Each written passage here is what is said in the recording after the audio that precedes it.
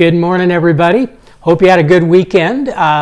This week, we want to talk about the doctrine of Christ. We've talked about the doctrine of man, the doctrine of God, and now the doctrine of Christ. Now, in all of these, we can't go into every detail, but we're kind of just sharing some thoughts about them. And this week, I want to think about Christ and who He is to us, and how that applies in our lives.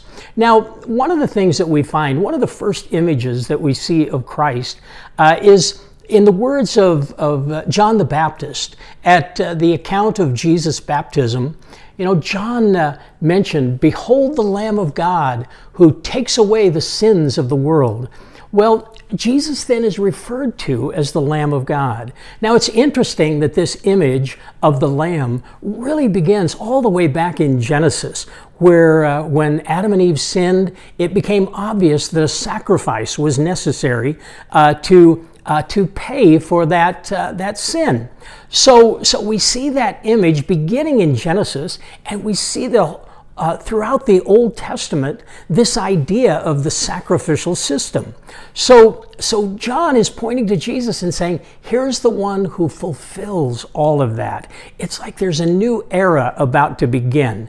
And so we need the Lamb of God who fulfills all of the lambs of God that have died throughout the Old Testament.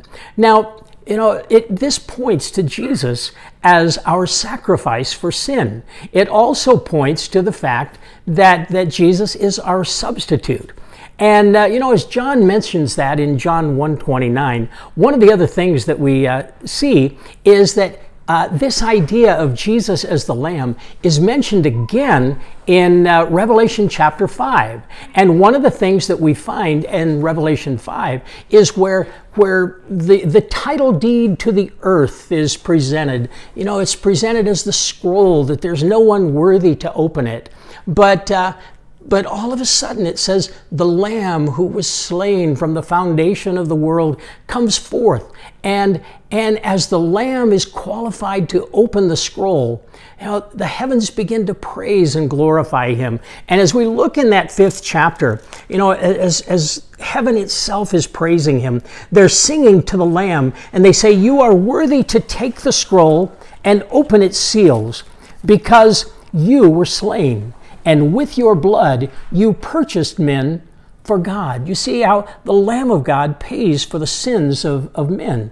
But the men that are purchased, he says, are not just from the Jewish tribes, but it says from every tribe and language and people and nation. I think I can say that. But the point is that the redemption of mankind is complete when we come to the book of Revelation. And it goes back to what John the Baptist said, "Behold the Lamb of God who takes away the sins of the world."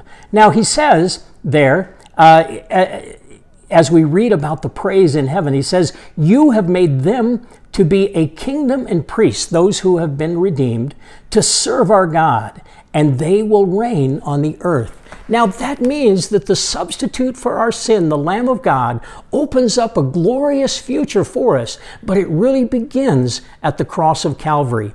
And so there at the cross of Calvary, the Lamb of God died for you, and He died for all men. So think about that. I'll join you tomorrow, and we're going to be looking at just these pictures of Christ that we see in the New Testament. See you tomorrow. Bye-bye. God bless.